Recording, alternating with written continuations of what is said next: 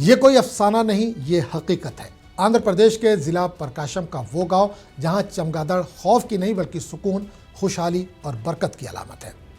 वट्टीपल्ले गांव में सुबह मुर्ग की बांग से नहीं, हजारों चमगादड़ों की आवाज से होती है।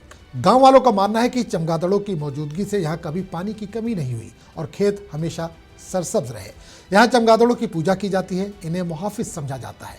ये गांव एक सबक देता है, जब इंसान फितरत का एहतराम करता है तो फितरत भी इंसान को अमन और खुशहाली अता करती है। కానీ ఇది గురించి మాకు చాలా మంచిగా ఉంది.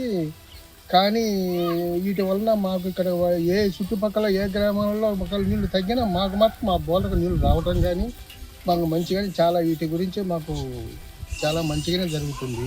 ఈ కొన్ని వేలల్లో ఉన్నవి, కానీ కొన్ని